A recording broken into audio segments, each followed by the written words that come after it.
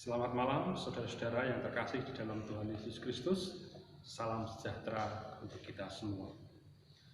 Sekarang kita memasuki masa Pentakosta tahun 2020. Pada persekutuan doa yang pertama, masa Pentakosta ini mengambil tema Roh Kudus memimpin ke dalam seluruh kebenaran. Saudara-saudara yang dikasihi oleh Tuhan, sebagaimana kita ketahui, kita sudah melewati masa Raya Paskah, di mana pada masa itu kita bersama-sama masuk ke dalam perenungan penderitaan, kematian, dan kebangkitan Tuhan Yesus Kristus. Pada saatnya Tuhan Yesus akan naik ke surga. Saat itulah para murid merasa kesepian karena ditinggalkan oleh sang guru agungnya. Tetapi sebagaimana kita ketahui, Tuhan Yesus berjanji akan memberikan penolong bagi murid-murid dan juga kepada kita semua. Siapakah dia? Dia adalah Roh Kudus. Maka kita bersyukur kepada Tuhan karena anugerah yang besar itu nyata bagi kita semua. Tuhan Yesus sudah mencurahkan rohnya kepada kita semua, dan kita memasuki masa-masa Pentakosta di mana kita mengenang peristiwa agung pencurahan Roh Kudus bagi kita semua. Saudara-saudara dikasih Tuhan, kita memahami bahwa setiap orang yang membuka hatinya untuk menerima Roh Kudus dan menjadikannya pemimpin yang menguasai seluruh hidupnya, maka orang-orang ini dan kita semua, orang-orang percaya, akan menunjukkan sikap-sikap hidup yang mulia. Nah, sikap hidup yang mulia itu seperti apa? Maka mari melalui Injil Yohanes pasal 16 ayat 12-15 kita akan ditolong untuk memahami sikap hidup seperti apa yang akan kita tunjukkan.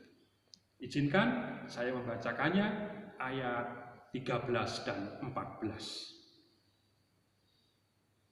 Tetapi apabila ia datang, yaitu Roh kebenaran, ia akan memimpin kamu ke dalam seluruh kebenaran, sebab ia tidak akan berkata-kata dari dirinya sendiri, tetapi segala sesuatu yang didengarnya, itulah yang akan dikatakannya, dan ia akan memberitakan kepadamu hal-hal yang akan datang.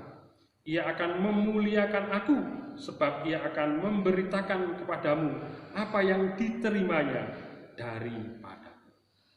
Saudara yang dikasihi Tuhan, melalui dua ayat ini kita bisa memahami. Yang pertama, sikap hidup seseorang yang menyediakan dirinya dipimpin dan dikuasai oleh Roh Kudus, yaitu hidup dalam pertobatan dan kebenaran. Saudara pernah melakukan wisata ke tempat-tempat tertentu, di mana biasanya ada pemandu wisata di sana. Apa fungsi pemandu wisata atau apa yang akan dikerjakan oleh seorang pemandu wisata? Seorang pemandu wisata akan memandu para wisatawan, menjelaskan, kemudian memberikan gambaran-gambaran supaya para wisatawan memahami apa yang menjadi hal-hal penting yang dilihatnya. Nah, demikian juga Roh Kudus menolong kita untuk menuju sesuatu yang benar. Supaya apa? Sama seperti pemandu wisata itu akan menolong para wisatawan supaya tidak tersesat. Demikian juga Roh Kudus akan memimpin dan memandu hidup kita supaya kita tidak tersesat dalam kehidupan ini. Saudara yang kasih Tuhan, dalam hal Roh Kudus memimpin dan menguasai hidup kita, Roh Kudus tidak pernah memaksa kita sedemikian rupa. Maka tergantung kepada kita. Kita mau atau tidak untuk melakukan kebenaran. Kita mengiyakan atau menolak kebenaran yang diperintahkan Tuhan Yesus kepada kita. Kalau kita mengiyakan apa yang diperintahkan Tuhan kepada kita, maka kita akan mengalami kehidupan yang penuh dengan damai sejahtera. Tetapi seringkali kita tidak kuasa untuk menolaknya, atau bahkan kita menolak kebenaran itu sedemikian rupa, saudara-saudara. Mengapa? Karena memang kelemahan kemanusiaan kita. Seringkali kita masih mengedepankan ego kita sedemikian rupa, sehingga kita menolak kebenaran itu.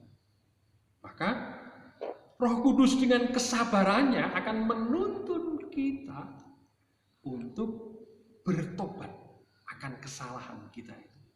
Sehingga ketika kita menyediakan diri untuk dipimpin dan dikuasai oleh Roh Kudus, maka setiap saat dan setiap waktu selalu ada pertobatan dalam kehidupan kita. Dengan demikian, kehidupan kita akan menjadi damai sejahtera.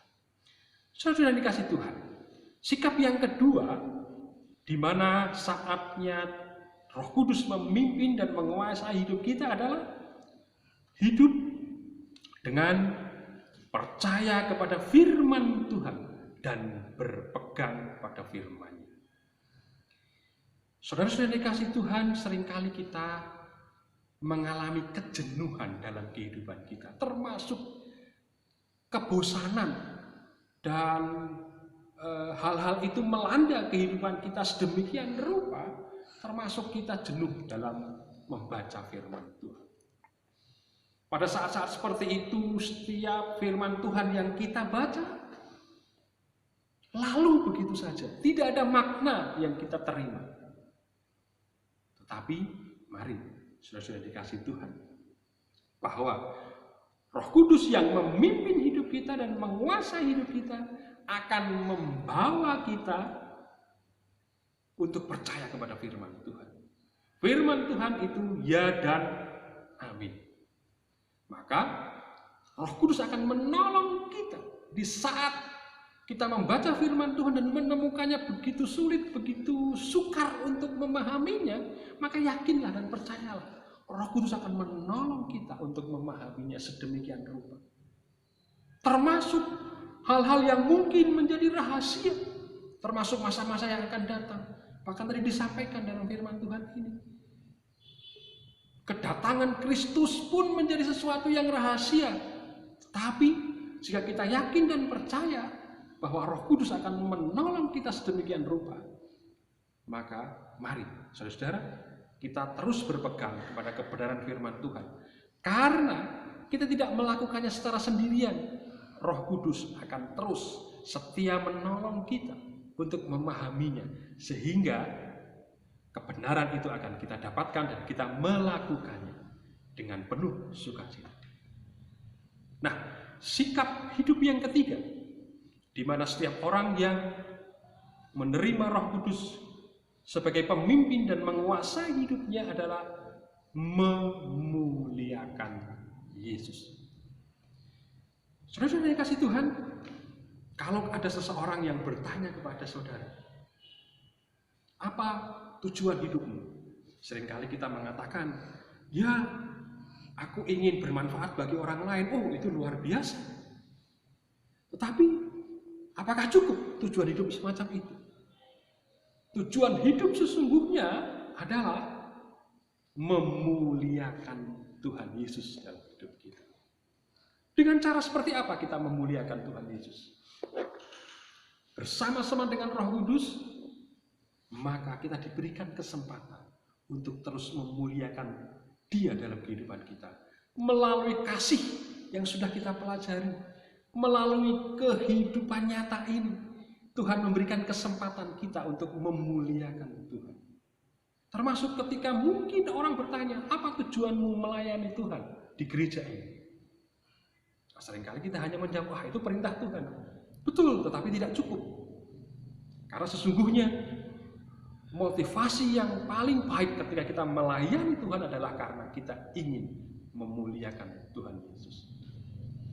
Maka saudara-saudara dikasih Tuhan, melalui persekutuan doa masa Pentakosta, yang pertama ini mari kita menyadari bahwa dengan menerima Roh Kudus dan menjadikan Dia sebagai pemimpin dan menguasai hidup kita, maka kita hidup dalam kebenaran dan terus bertobat ketika kita melakukan kesalahan dan dosa.